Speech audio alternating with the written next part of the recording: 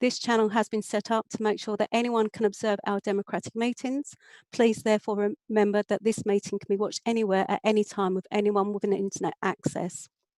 There are subtitles available to the YouTube broadcast. These are generated automatically by YouTube.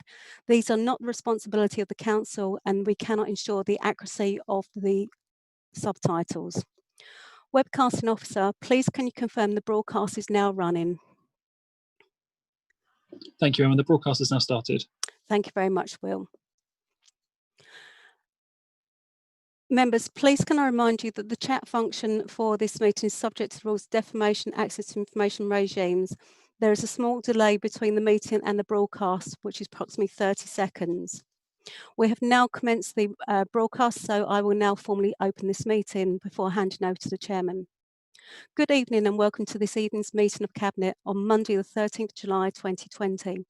Before we commence the proceedings, I can confirm that the Council has adopted some basic etiquette rules for its remote meetings. These are as follows. Please only speak when the Chairman invites you to do so. Please let the Chairman know when you wish to speak by the raising of your hand. When asked to vote, please raise your hand. Please minimise all distractions while you're in the meeting and mute your microphone when not speaking. Members may wish to turn off their video feed to reduce interference on the audio. Please bear in mind that there may be a small lag between speakers and other attendees hearing you. If referring to items in the report, please quote page numbers or slide numbers when referring to documents. There are no private items for this meeting, however, members are reminded it is their responsibility to ensure that their venues and connections are private. If you lose connection at any point during this meeting, please rejoin the meeting and we'll admit you from the lobby. If you have any concerns, please contact me in the office. The use of the chat function is for the prescribed purpose of requesting to speak or to raise a point of order. The chat function is subject to the access to information regimes of FOI, EIR, subject to data protection and the rules of defamation and the code of conduct. To assist with managing the chat function for this meeting, the agenda items will be included as markers. The members of the Cabinet this evening are Councillor Butland, Councillor Cunningham, Councillor Ritchie, Councillor McKee, Councillor Mrs Schmidt, Councillor Bebb, Councillor Tattersley, Councillor Bowers and Councillor Mrs Spray. There are other members in attendance at the invitation of Councillor Butland as chairman of this committee. These are Councillor Mann and Councillor Abbott. These members may participate in the debate but cannot vote. There are also a number of officers in attendance and they are prefixed with the word officer. Officer will only be invited to speak at the invitation of the chairman. We have a minute taker for this meeting, that is Chloe Waite, and I am the meeting facilitator. For this meeting, there are 3 documents, the published agenda and 2 additional reports which were circulated after publication. Members have had these documents and they have confirmed that they have these for this meeting. Chairman, for this meeting we have one apology. That's apologies for Mrs Pell. Unfortunately, she's unable to attend due to attending the meeting of House of Town Council. I can confirm this meeting is quora and may proceed. I now hand the meeting over to Councillor Graham Butland, Chairman of the Cabinet. Thank you very much. Thank you, Emma. Good evening, colleagues. Good evening, officers, and good evening to any members of the public who may be watching. Emma has dealt with item 1, apologies for absence from Councillor Pell. I'll go to item 2, declarations of interest. Are there any declarations of interest anyone wishes to declare? I'll make 3 declarations in case they come up during the course. Any reference to Essex County Council. I am a member of Essex County Council. Any reference to the South East Local Enterprise Partnership. I am a director of the CELEP Limited. And any reference to North East Garden Communities Limited. I am this council's representative as a director on the board of NEGC. Are there any other? Councillor Mrs Schmidt. In that case, Chairman, I better declare an interest as a member of Essex County. Thank you. Councillor Mrs Spray. Thank you, Chairman. I'll declare an interest on anything concerned with North Essex Garden Communities. It's a non-pecuniary interest. I attend board meetings. I am a non-voting member. Thank you. Thank you. Councillor Abbott. Thank you, Chairman. I am a member of Essex County Council, so if any issues come up regarding that. And also in the Open Spaces Action Plan, I did correspond with officers about some suggested additions to that plan. It's an MPI. Thank you, Councillor Abbott. I'm not seeing anyone else, in which case we will move on to the minutes of the previous meeting held on the 28th of May. They have been circulated. Can I take it that they are a true record? I think I'd like to see hands up from my members if you're happy with them as a true record. Councillor Tattersall, yes. Ritchie, yes. Schmidt, yes. McKee, yes. Bebb, yes. Cunningham, yes. Bowers, yes. Spray, yes. And myself. So I think that is unanimous. Right. Thank you very much. Item 4, public question time. There are no members of the public who wish to address us this evening. Takes us on to item 5, overall corporate strategy and direction. Can I just remind you at this stage that there is a third paper 5C on iConstruct, which was sent out to you fairly recently. So the first item under this is the annual plan 2020-2021. Members will recall having seen this previously, and we agreed it really just before the pandemic hit. As a result, there are some amendments within it making specific reference to the recovery of the district and residents within the district as a result of the COVID-19. And they are highlighted in the various parts of the report. I don't think, I'm not intending to go through everything page by page, but are there any items anybody wishes to raise or ask us particularly to note?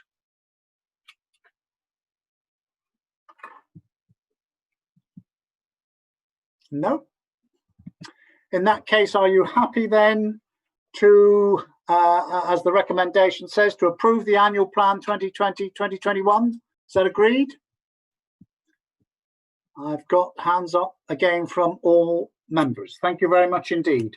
That takes us on to 5B, North Essex Garden Communities Limited. This was an additional paper that was sent out to members following the publication. And I'll briefly introduce this.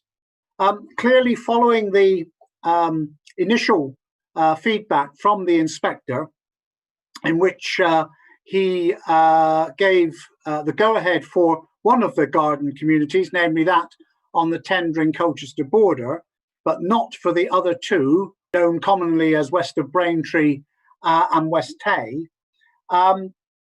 Clearly, that for us as a district council meant that we needed to look at our continued involvement in the North Essex Garden Communities Limited. Members will recall that this was a partnership between 4 authorities: ourselves, Colchester Borough Council, Tendring District Council, and Essex County Council. And it has worked over the last few years on progressing the local plan section 1, which went to examination and of which we've just had the inspector's initial feedback. Clearly, with the withdrawal or the suggested withdrawal, because of course no authority as yet has actually met as a council to make a decision on it, but with the possible withdrawal of both the west of Braintree and the Colchester Braintree borders, it would mean that as far as the NEGC was concerned, NEGC Limited, there really was no interest that this authority would have in its workings. Clearly, Tendring, Colchester and Essex may or may not have a continuing interest in it as a result of how they decide to move forward on the garden community, which the inspector has given or is recommending approval to. As a result, a meeting was held of the NEGC board on the 6th of July, at which I gave notice that Braintree would wish to withdraw from NEGC. I have to say that withdrawal was done in a way which in no way was intended to disrupt the very close working relationship between the four authorities. A relationship, I think, which has been recognised as being a model for moving forward, and certainly attracted a lot of attention from central government, not only a lot of attention, but a lot of resource and money from central government for that to be done.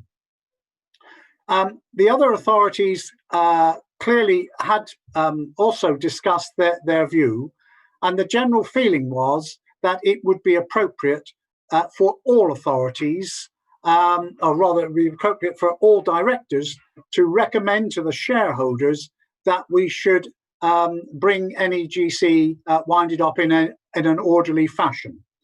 The company itself is solvent, and the real issue is how we do that closure in an orderly way, which enables work which will be needed to be taken forward, particularly into the Colchester tendering work, to be passed over to tendering Essex County Council and Colchester Borough Council to determine how they want to take that forward.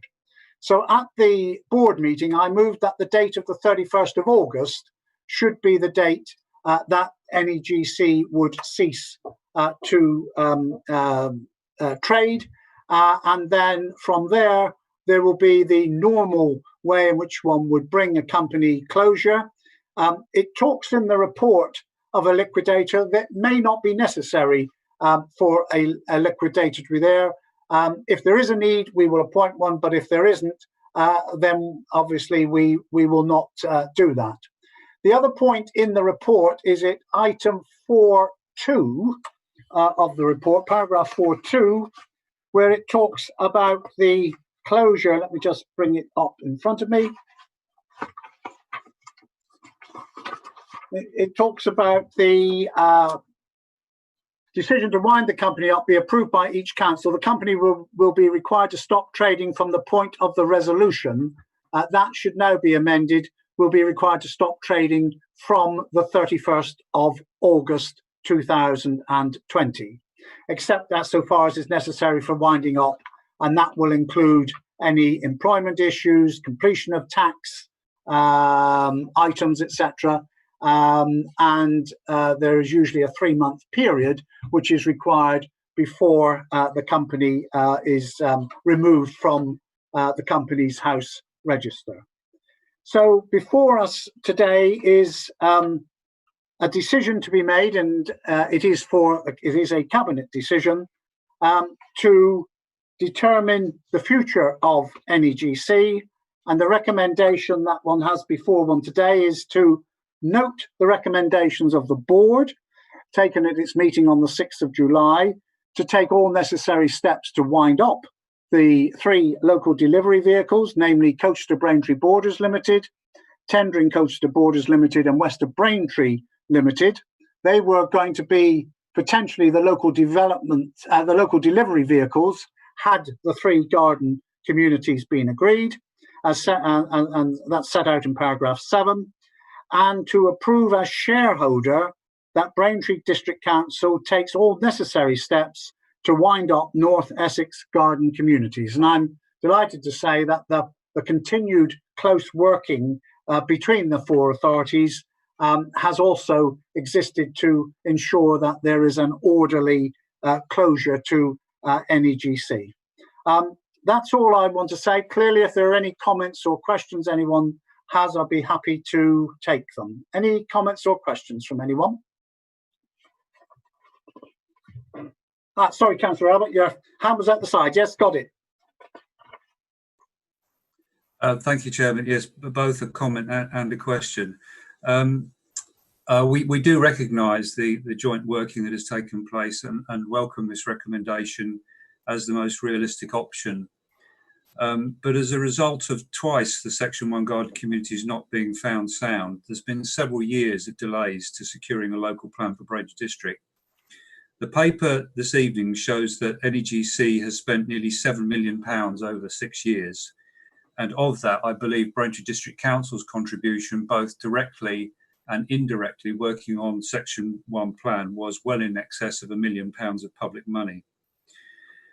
Given that as things stand, there will not be a single house, a single home built in Braintree District as a result of the Section 1 local plan, does the leader of the council and the administration think further explanation is necessary for the residents of this district, or perhaps even an apology?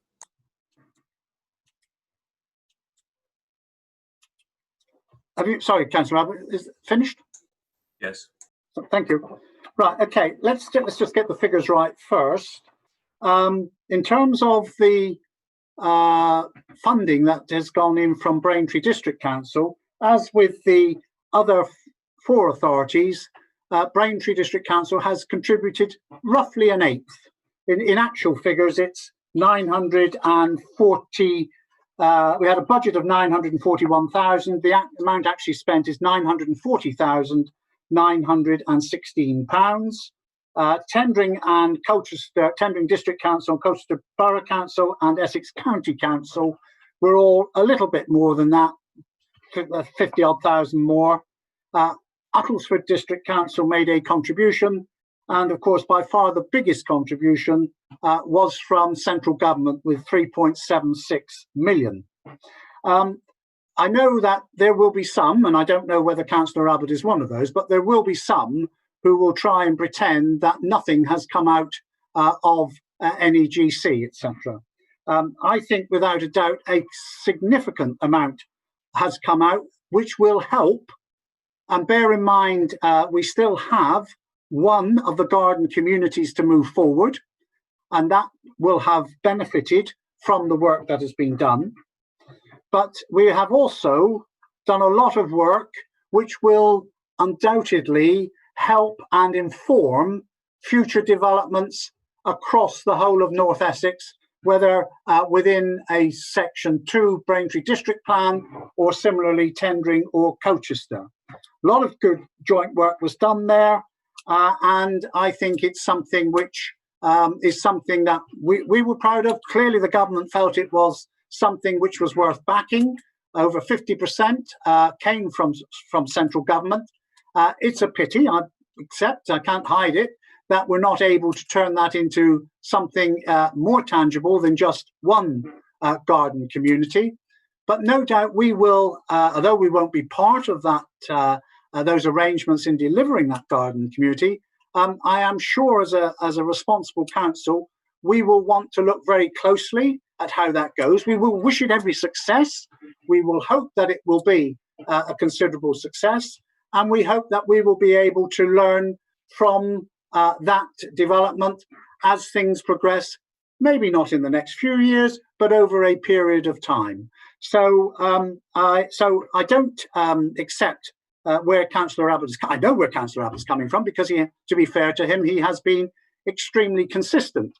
But I don't believe that it is something which hasn't produced a lot of work, which will be of ongoing benefit, and which will considerably help our fellow councils, the other 3, and it was all about joint working, the other 3 helped to develop a garden community. And what I haven't heard from Councillor Abbott yet is whether he supports that garden community on the Colchester Tendring border, which is as a direct result of the work that's been done by NEGC. Any other comments or questions at all? Councillor Cunningham. Thank you, Chairman. Just to say, obviously support the recommendation that's in front of us this evening. Obviously, we would have hoped for a different outcome and perhaps putting forward a different recommendation this evening. But I think this is we are showing that we are behaving in a responsible way in terms of dealing with the current North Essex garden community situation. And if I may, Chairman, just echo the words that you said a few moments ago, that the work that has been undertaken over a number of years in terms of strategic planning capacity will be of benefit, not just in a few years to come, but potentially for decades to come. And that is the context in which we have to view it this evening and going forward. Thank you. Thank you, Councillor Cunningham. Any other comments or questions? No, I can't see any. In that case, there is a recommendation on page, I'll get the answer right, on page 2 of the paper, 2 recommendations at the top of the page, which I won't read again. You have them in front of you. I will go round. If you are in favour, will you please say for? If you're against, against, and if you abstain, abstain. So going along my line, Councillor McKee? For. Councillor Schmidt? For. Councillor Ritchie? For. Councillor Tattersley? For. Councillor Bebb? For. Councillor Cunningham? For. Councillor Spray? For. Councillor Bowers? For. Thank you. That is unanimous. Clearly, we will need to await the outcome of the other authorities. My understanding was that Colchester Cabinet met last week, and they have a recommendation that will go to their full council, which I believe, and I'm looking towards Dominic, is later this week. To do that, and tendering will be doing the same. Clearly, until such time as all 4 authorities, including the County Council, have agreed, then this is not a done deal, if you like, but hopefully that will happen fairly shortly. Okay, we then move on to item 5C, which was a paper that was issued yesterday. It's about iConstruct, the award of the construction contract. It's in my name, not because of the thing, but basically it's a governance issue here, in that clearly we set out to do this, we went out to tender, etc. It was not absolutely clear that officers had delegated powers to actually award the tender. And they came to me and I said, well, to be absolutely safe, let us bring the paper to this council so that it is a cabinet decision, because this is a significant investment. It's another investment in Braintree, which will, I think, have long-term benefits for the district, and more important, the residents in the district. But it is a significant sum. As a result, the tender went out in para 1.7 of the paper on the 20th of August 2018, and 2 tenders were submitted. Both tenders have been evaluated, and following the conclusion of that evaluation, it is recommended that the council award the contract to the tender achieving the highest rating, which is Beardwell Construction Limited. And so the purpose of this paper tonight is merely to put that formally on the record and to seek the endorsement or otherwise of that recommendation from Cabinet. Is there anything anybody wants to add at all? Councillor Cunningham, do you want to add anything? Just briefly, Mr. Chairman, obviously very pleased we're now in the position where a contractor has been appointed to move forward with construction. We can now push forward with this scheme that was there to support the building and construction industry. It was something that was very, very relevant to our area before the COVID crisis. It's going to be even more relevant as we come through the COVID crisis and out the other end. And delighted, I understand, Mr. Chairman, I look at the corporate director for Green, but this is an Essex firm, I think, that's been appointed. So within the Sellop region, therefore, a local business is going to be building this project for us, which will support local businesses going forward. Thank you. Thank you very much, Councillor Cunningham. Any other comments at all? No? Are you happy then? And again, because of the way we're in, I will go make sure we've got it absolutely right. That the recommendation, which is on, so much easier when you're sat in the recommendation to award the construction contract for the iConstruct project to Beardwell Construction Limited. Can I have those in favour? I think I can do with a show of hands if you're all. Councillor McKee, I see. Councillor Schmidt, Ritchie, Tattersley, Bowers, Bebb, Spray. Don't think I've missed anyone. Right, okay, thank you. Oh, sorry, Councillor Cunningham, I do beg your pardon. That is approved. Okay, that then takes us on to the next group, which is item 6, finance and performance management, and 6A, the Fusion monetary relief. Now, this is primarily about the finance, but I thought it would just be useful if I asked Councillor Tattersley just to brief Cabinet about the actual facilities, etc., and whether they may or may not be opening before I go to Councillor Bebb with the more detailed financial situation. Councillor Tattersley. Yes, thank you, Chairman. There are two elements to this report. Firstly, the government has announced that indoor gyms, swimming pools and sports centres can open from the 25th of July. Once we've looked at the official guidance on what safeguards the government are imposing, and of course subject to the financial implications that we'll hear about from Councillor Bebb, we can start to work with Fusion on things like rechlorinating and heating the pools, repositioning gym equipment, seeing if the changing rooms need configuring, and so on. And before that's done, I wouldn't like to give a commitment that that 25th of July will be the time that ours open. It all depends on how we can get on with doing all these various things. The second part of the report deals with the financial implications, and as Councillor Butler says, the Cabinet Member for Finance, David Bebb, will go through these.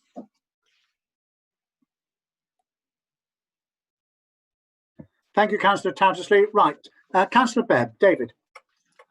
Right. Well, back in May the 4th, the Chief Executive, under urgency powers, agreed to provide monetary relief to Fusion in the sum of £55,800 to support leisure centre costs incurred during the month of April 2020. So that's what we have done for 1 month. One condition was that an independent review was undertaken of Fusion finances in line with LGA recommendations. This took place and confirmed all available mitigations had been sought, and where possible put in place, and relief was required. So we've now got a further request sought by Fusion on the 14th of June for the same £55,800 per month for May and for June, which forms the basis of this Cabinet report. This paper also seeks delegated authority for approval of the same level of relief for July and August, should this be requested by Fusion. So that's the gist of the recommendation. So if I can go to the recommendations on page 17, to note the position relating to the leisure industry during the COVID-19 pandemic, approve the payment of £111,600, that's £55,800 per month, by way of additional monetary relief to Fusion for support of the leisure centres during May and June. And 3, to delegate authority to the Cabinet Member for Finance and Performance in conjunction with the Section 151 officer and the Cabinet Member for Health and Wellbeing to determine whether to provide monetary relief for the sum of £111,600 for support for the leisure centres for July and August upon request from Fusion. And this is dependent, there being confidence that following the analysis undertaken by local partnerships that the funding is required. All other relief options have been explored and that the organisation is viable. And that this relief and the offer of local partnerships involvement is offered in full mitigation of the impact of Fusion of COVID-19 for the months of May through to August 2020. So that is the recommendations, and I so move, Mr. Chairman. Thank you, Councillor Bebb. Are there any comments or questions from anyone? Councillor Mann. Thank you, Chairman. I don't disagree with the logic of the report before us, but it does say at 1.8 that of the 14 Fusion customers, 3 authorities declined to make a financial contribution. If this is still a fact, why is this? Did they do the same analysis as us and come up with a different conclusion? Could I ask this passed to James Sinclair, please? James, where are you? Oh, hello, James. Sorry. Yep. Off you go, James. Thank you. Thank you. Yes, they and same analysis. I think they are still considering whether to give funding. I don't think that decision not to fund was based on any different analysis of the figures. It was just a decision around kind of views on whether to give funding or not.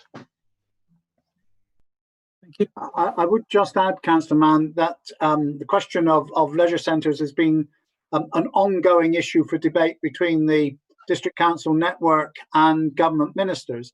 And when the initial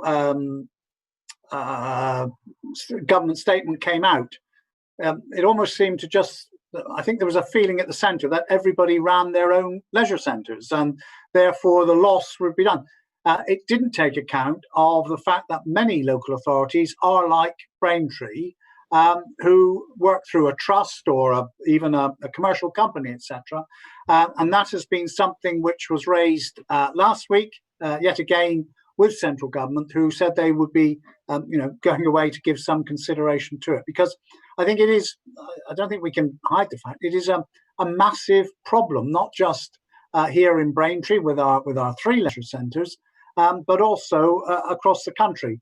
And given that, everyone, I think most people agree that these centres, both the swimming facilities and the gym facilities, are actually going to be in great need when people get back from having sat down for the last 4 months, etc.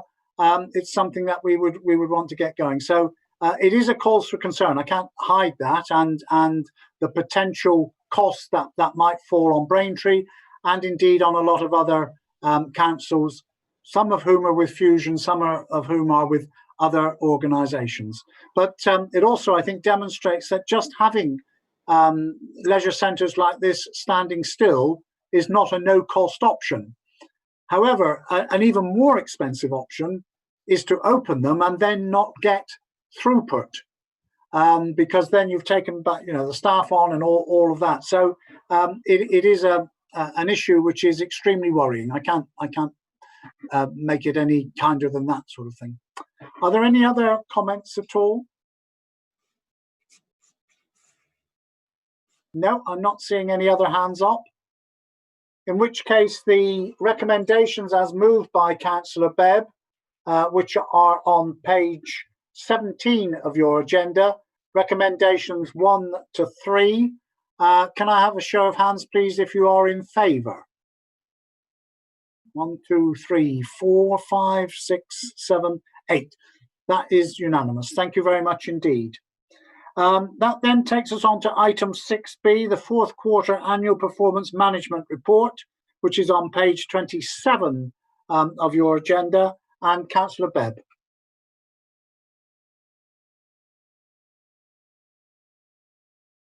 You will need to unmute yourself, David. Sorry, getting carried away. Yes, this is the last quarter of the last year, and really the old normal. It was slightly impacted by the lockdown at the end of March, but up to then we had some performance throughout the year which we could be very proud of. Things obviously now are taking a different turn. So on the whole, in terms of projects and performance indicators and finance, let me just run through those. On the whole, the council has performed well in the last quarter of the year, and by the end of the year completed a total of 42 projects, with a further 10 projects on track and progressing well towards their end dates, which go well beyond the financial year as they are on more ambitious projects. One project is an amber status due to delays caused by third-party staff being furloughed, and once the situation improves, the project will be progressed. In terms of the performance indicators, those that have met or exceeded target, 6 performance indicators have missed the target out of the total of 16. 6 performance indicators that have missed their target, 2 have an amber status and were marginally missed, and 4 have a red status, missing the target by more than 5%. The areas of underperformance are in relation to recycling rates, which was more than 5%, average waiting time for disabled facilities grants, more than 5%, participation levels of sport at sports centres, more than 5%, average call answer time in the customer services centre, and then the two that were just marginally out was the collection of council tax, just less than 5%, and percentage of invoices paid within 30 days. Now that's the total there. I might perhaps comment on one or two of these before we move to finance. Maybe if you have got any questions, some of my colleagues who cover the portfolios for those areas may wish to respond.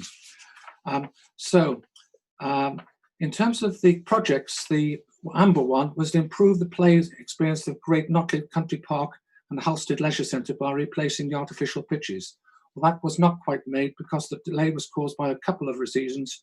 First being that the leisure centres were shut from the 20th of March due to coronavirus, and second is that the staff involved had been furloughed.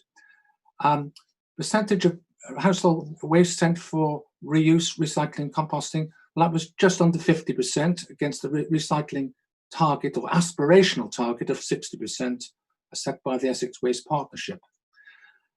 Average waiting time for applicants on the disabled facilities grants.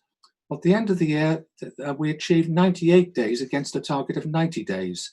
Now, the target is not being met due to delays in responses from builders who are providing quotes, and some requiring planning permission, which takes time, and of course cases have been waiting for clarification for occupational therapists, especially in relation to complex cases. Having said all that, Braintree District Council is still considered to be one of the better councils in Essex for delivering the grants promptly and enabling adaptation to take place and residents to live independently. Then the other one was a 2% increase in the contract baseline participation rates across all sports centres.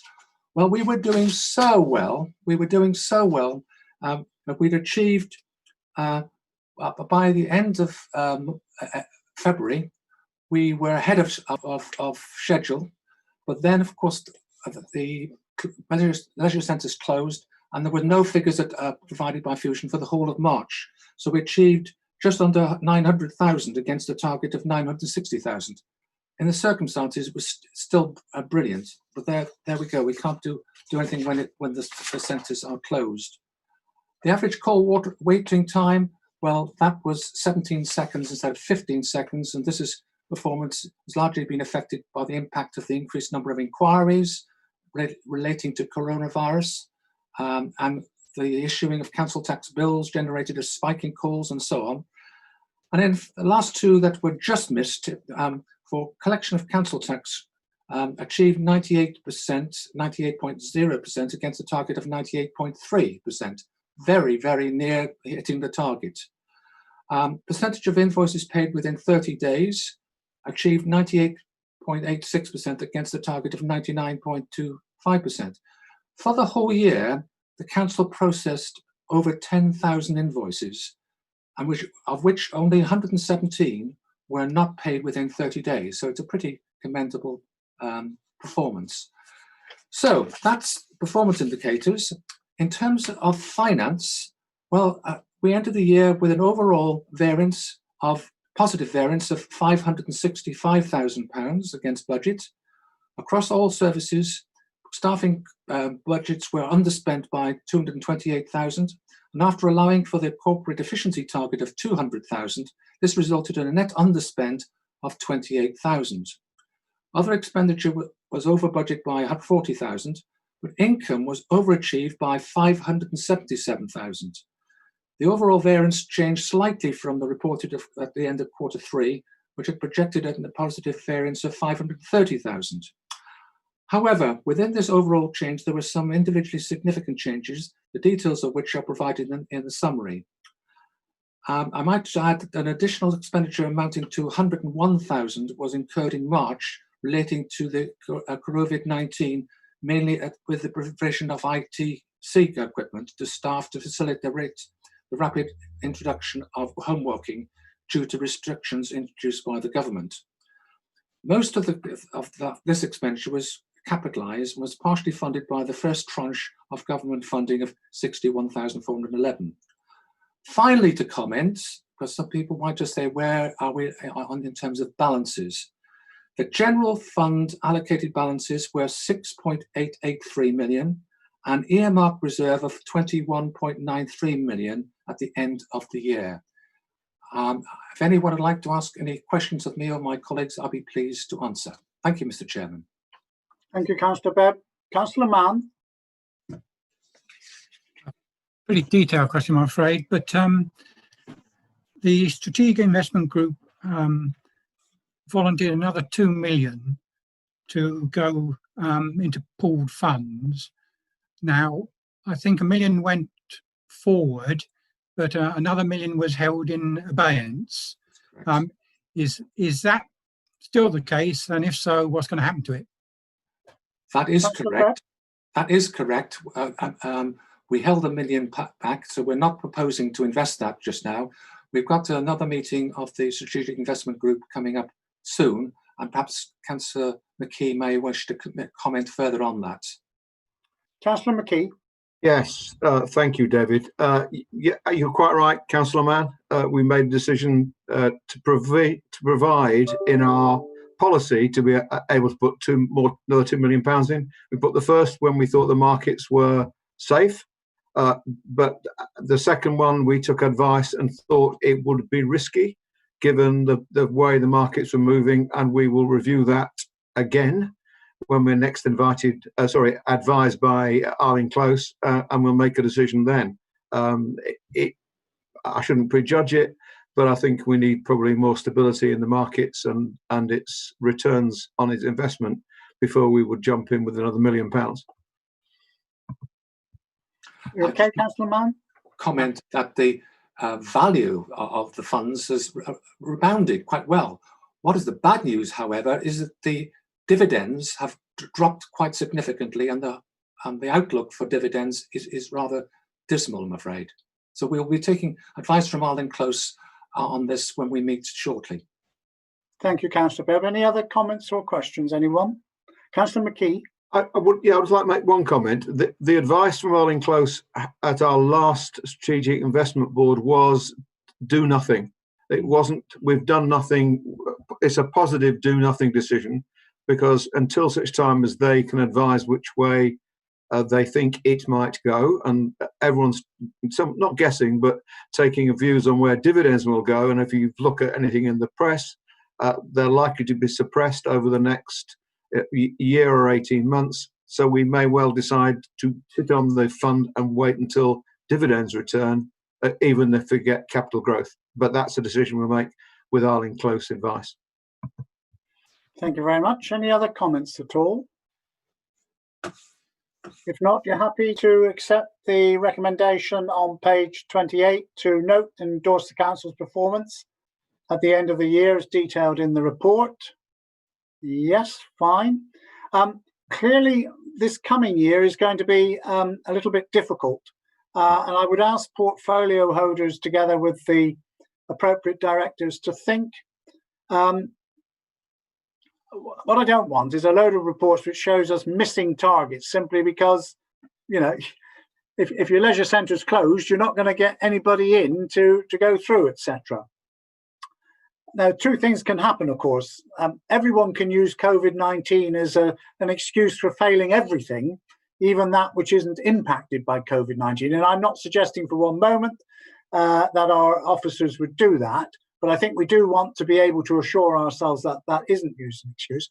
But also, there may be some of the softer issues that we need to manage in terms of performance, because we have seen over the last 4 months since we've gone into lockdown, the way in which staff have adapted to new ways of working, both those on the operational side and also those providing what I call the sort of in-house, etc. And I would like Cabinet members to just think about how that might be fairly reflected in our performance measurements for the year, because otherwise we're just going to be beating ourselves around the head with a load of red dots and saying, well, of course, it wasn't able to be achieved. So I think it's just something that I would ask both Cabinet members and officers to think, how that can be done fairly, because nothing would be more depressing for staff during what is going to still be a very challenging period, the next 12 months or so, to see a report which just says failed, failed, failed, failed, when actually, the people are working their socks off. So, and I'm looking to the Chief Exec as well, just give some thought, if we can, to how we might fairly reflect the efforts of all our staff, which I think we all agree has been absolutely magnificent what they have achieved in all departments, whether it's been paying out grants, moving with people, vulnerable people, actually out on the streets, licensing, seeing things in. And I've made the mistake now that I probably will have missed a group, but there isn't a group that I intended to miss at all. It's been a really good team effort. So I just want to put that on record. Okay, let us then move on to 7, Environment and Place. 7A, Progress Report on the work undertaken by so far by the Climate Change Working Group and the revised schedule for production of the strategies. Starts at page 62 and is Councillor Mrs. Schmidt. Chairman, there's a lot of words there. I won't go through them all because hopefully they've all been read. But it was most fortuitous today that Mark Wilson, our sustainability manager, and I, along with our counterparts from all the other authorities within Essex, including the unitaries, were invited to the Essex Climate Action Commission. Because of obviously her partnership working that hopefully we could all do together.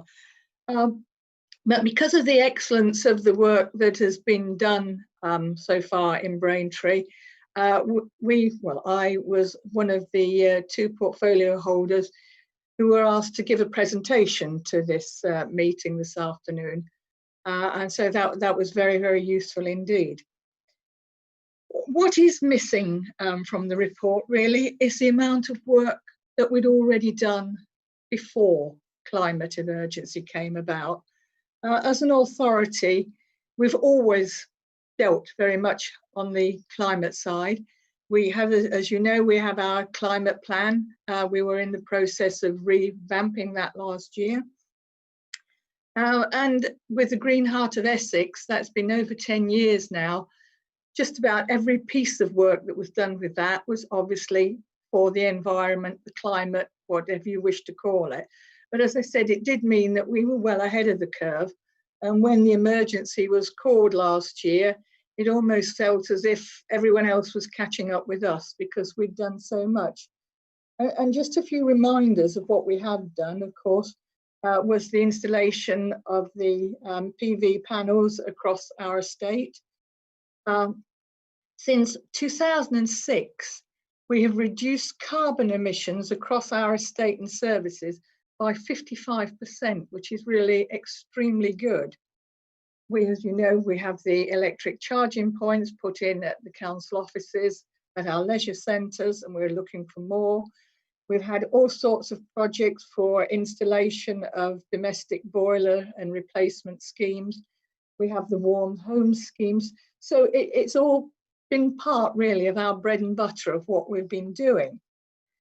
So anyway, we went ahead. You know the membership, it is working very well. We had 3 meetings and we are still, we had to of course cancel the last one, which is a shame, but we will be going ahead with that remotely next week. And that one will be an interesting one because it's planning and development. The resources meeting was very useful.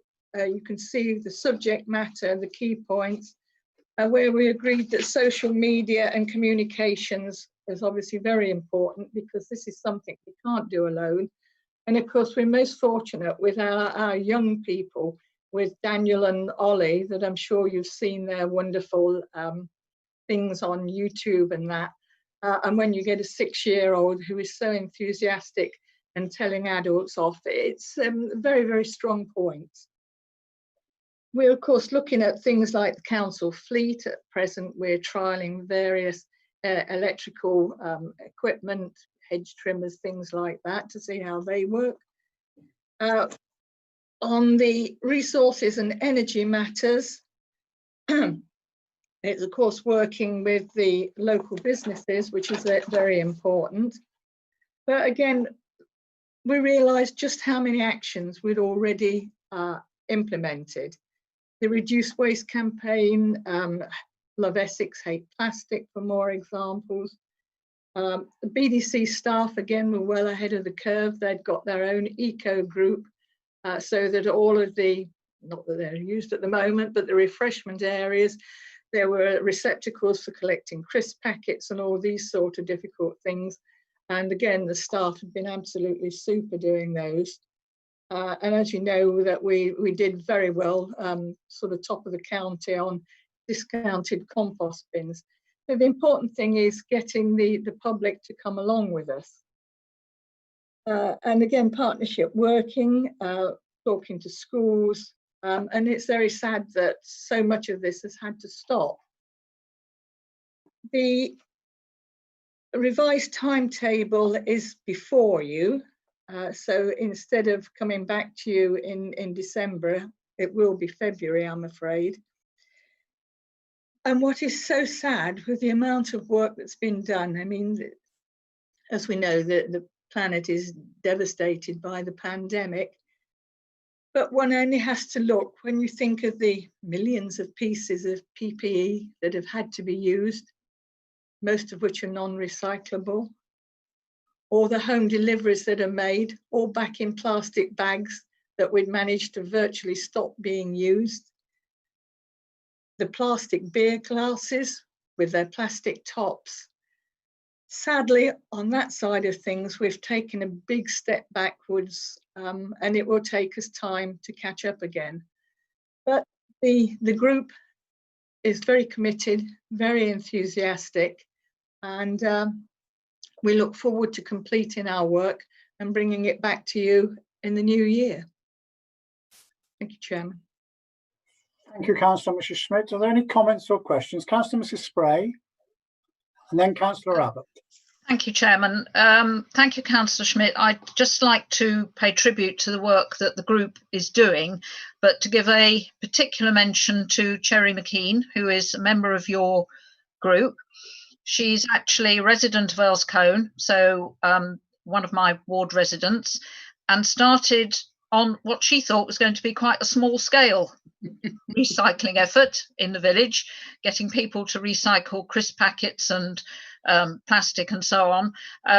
And I think much to her amazement, as much as anybody else's, but actually not anybody else's amazement, because we know she's an extremely capable, very enthusiastic person. It has grown, and there she is on your group, and I know is working very hard towards it. And absolutely a shout out to her, but well done to all of you. I think it's an absolutely excellent project. Thank you. Thank you, Councillor Mrs. Spray. Indeed, we deliberately didn't fill up all these spaces on the committee to start with, because we hoped that we would come across groups that would really give an added bonus to us. And of course, Aries was one of those groups. And yes, to have someone so enthusiastic within the communities, it makes a lot of difference. It makes other communities see what they can do. It wasn't the council, it was the community themselves.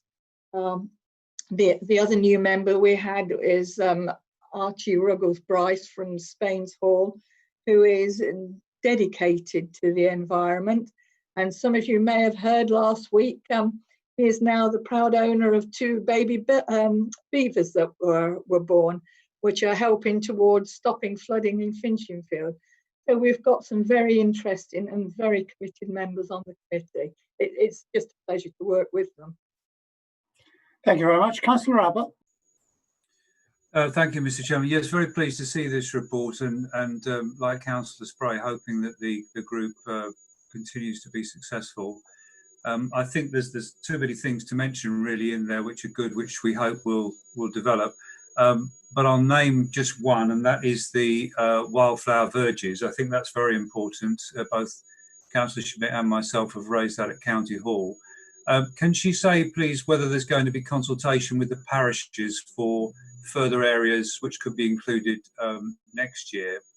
And also, given the very good cross-party working there is on Braintree District Council and the strong support for the climate change agenda and the unanimous support for the cycling motion, will the group be looking at what we think should be a step change in cycling provision in the district? Now, I appreciate BDC is not the lead authority on that.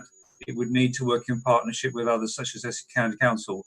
But the cycling motion, which had all party support, talks about new dedicated cycling routes linking up villages, towns, railway stations. There's a terrific appetite for cycling out there. I think the concern is that if traffic levels return back to sort of levels we were seeing pre the lockdown, many of the people who are now cycling may not continue to do so. So is that something the group could look at in partnership working with Essex County Council? Thank you, Mr. Thank you. Councillor Mrs. Schmidt. Indeed, as I said, it was most fortuitous having a meeting this afternoon, because I'm just looking at the notes that I wrote from this afternoon, and cycling was certainly high up on the list. And they were talking obviously about the money that government grant, that the government is granting on this, and that we were all in agreement that really that Essex needs to take the lead in this, and that hopefully by having these meetings with all the authorities, we can all play a part in it. So the whole thing feeds one into another. And as I said, it was very fortuitous today. And as for the grass verges, well, I did actually, I think it was Uttlesford Council raised the subject about grass verges. And so I took great delight, I'm afraid, rather unkindly, in saying how long it had taken me through place scrutiny to get it looked at Essex County Council, how it kept disappearing off the agenda until I made some comments, in fact, July of last year at Essex County Council. And then said that so far we've had a lot of very positive words from people on the subject, and how sad when county are talking about partnership working with that they'd done everything possible to stop me doing this, that they then took the credit for it. So I did get an apology this afternoon. At the end of it, we will be discussing it with the parishes that have been involved in the present one. And well, as I said to Councillor Walsh today, I would like to think that it wouldn't have to fight anymore, that in fact the whole of Essex would be done next year in the same way. It is something that is in Essex County Council's gift, and I got a lot of support, shall I say, from the other council, district and borough councils. So hopefully we'll get it all over Essex, not just all over Braintree next year. Thank you very much. Any other comments or questions from anyone? No, I'm not seeing any hands. In which case there is a recommendation in the report, which is on, and I can find it, page 67, to note the progress of the Climate Change Working Group and to approve the revised schedule of meetings, which is also set out on page 67. Those in favour, if you please show. I'm seeing all hands up. Thank you very much indeed. Right, we move on to item 8, planning, open spaces supplementary planning document, open spaces action plan. Councillor Mrs. Spray. Thank you, Chairman, and good evening, members. I'm very pleased to be presenting the 2020 edition of the Open Spaces Action Plan for your consideration and approval. My thanks, first of all, go to Stephen Wenlock, who's prepared the report, and also to officers who assisted in updating the action plan, and to all those who contributed. There's now been 8 years of Open Spaces Action Plan, and I think it's fair to say that consultation with the parish councils is now good and working well. The action plan lists those open spaces that require either enhancement or new open spaces that have been identified as meeting a locally recognised need. The table contained in the document is primarily a tool to enable planning officers to direct funding to open spaces using Section 106 development monies. So in other words, this is money coming into the council for things that the public want, but at no cost to the council, which can only be a good thing.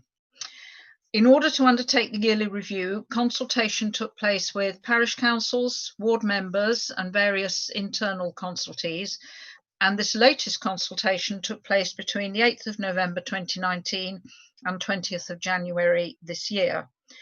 Responses were received from 50 parish councils, 4 ward members, 2 sports clubs and a number of the aforementioned internal consultees. The list of parishes and wards where amendments have now been made is set out in the report before you, members, so I'm not going to go through the list now. Just one point I'd like everyone to note is any enhancements to existing open spaces or any newly identified spaces must be deliverable and acceptable in planning terms. There is no point in putting forward a project that is unlikely to get off the ground, but of course officers are available to give advice to anyone who needs it, I would say particularly from the parish councils, and are very happy to give any helpful advice. So in conclusion, the Open Spaces Action Plan is updated yearly to support the Open Spaces Supplementary Planning document, and this ensures that the council, as the local planning authority, can secure appropriate contributions for open spaces from developments in the vicinity. The recommendation, members, is before you on page 75, and it is to approve the Open Spaces Action Plan 2020, and I so move. Happy to take questions. Thank you, Chair. Thank you, Councillor Mrs. Spray. Any comments or questions from anyone? Councillor Mann. Just a couple of comments, Chair, to recognise the importance of this document and the pressing need to keep it up to date, and also to acknowledge that both parish councillors and individual members have the opportunity to contribute to it every year, and are grateful for that. Yes, thank you, Councillor Mann. I realise that in reading out the numbers, 4 ward members commented. However, I would say that, personally, I attend most of the parish council meetings within my ward. And when the time comes around to update the plan, I do always remind them, and it's frequently on their agendas anyway, that they should take a very good look at what is identified in the area, either to update or to add any new projects. I do give them reminders, and I suspect that quite a lot of ward members do the same. So the fact that ward members don't necessarily directly comment doesn't mean that that they don't ever do so. I think quite often comments come via the parish councils, but I absolutely agree. It is very important to keep it up to date, and suggestions from ward members as well as parish councils are very welcome. Thank you. Councillor Abbott, I think I saw your hand. Yes, thank you, Chairman. Well, to echo those 2 points, really, very much welcome the engagement that's involved with local ward members and parish councils in drawing up this document, which, as Councillor Spray said, I'm similar. I take great interest in each year and remind the parishes. I think also, though, there is an issue regarding the Section 106s themselves and what involvement both ward district members and county divisional members have when officers are looking at Section 106 discussions with developers. Now, I appreciate there's a fine line there, but it's an issue I've raised previously, because if we can dovetail the two, I think we could get a stronger delivery of community supported schemes in the local areas. Thank you, Mr. Chairman. Councillor Mrs. Spray, do you want to comment? Yes, thank you, Chairman. Yes, thank you, Councillor Abbott. I think that's, it's a very salient point. I would say that I think I'm right in saying that development management team, there is a review of Section 106 agreements ongoing and how we can make best use of them. I don't know if my officer Stephen wants to make any comment on that at the moment. Stephen, do you want to chip in at all? I would only chip in support. In actual fact, I know, having worked on this document for a long period of time now, that at point of implementation, we work very closely with the parishes and ward members in order to implement. and the listings within the document are taken very much into the centre of negotiations by planning officers. There have only been one or two hiccups that I'm aware of whereby an opportunity for a contribution has arisen, but within sufficient detail to guide it within the plan. But Councillor Abbott's points, indeed, as you note, are of course salient. Yes, thank you. Thank you, Stephen. I will, it wouldn't be the first time, Councillor Abbott, but I will flag it up with the planning team. I'm sure it's a point that they are well aware of. And the Section 106 agreements, I mean, members of the planning committee, of which I'm one, will know only too well how important it is to attach them and make sure that they are good when we give approval to any developments. Thank you. Thank you. Any other comments at all or questions? No, I can't see any there. Okay, thank you, colleagues. There is no any other business, no urgent business. There's no part 2. So without further ado, I will declare the meeting closed at 8:17. Thank you very much for attending. Sorry, Councillor Spray. Chairman, can I just say, I think we do have a recommendation on page 75 that we approve the Open Spaces Action Plan. Can we just do that, please? I was just seeing which member of the 20 squares would actually pick me up on that. And bottom left-hand corner won the prize. You're quite right, Councillor. There is a recommendation to approve the Open Spaces Action Plan 2020. Those members in favour, could you please show? That's unanimous. Thank you very much indeed. Stephen, I hope you weren't going to be upset that we weren't going to approve it after all this time. So that is now approved. And in that case, I'll declare this meeting closed at 8:18. Thank you very much indeed for attending, everyone. Thank you very much. Thank you, members. The Chairman has now closed the meeting of the Cabinet. Before I ask the webcaster to terminate the broadcast, I'd remind members that we will be sending you a short survey for your feedback on this meeting. We'd be very grateful if you do complete that. Your feedback is very important to us. I'd also like to remind you that the Council will retain performance data regarding your connectivity to this meeting, just in case we have a legal challenge to the way this meeting has been held. Thank you very much for being with us this evening, and I'd like to wish you a good night on behalf of the members of Braintree District Council. Webcasting officer, please can you confirm that the YouTube channel has now ceased its broadcast? Thank you.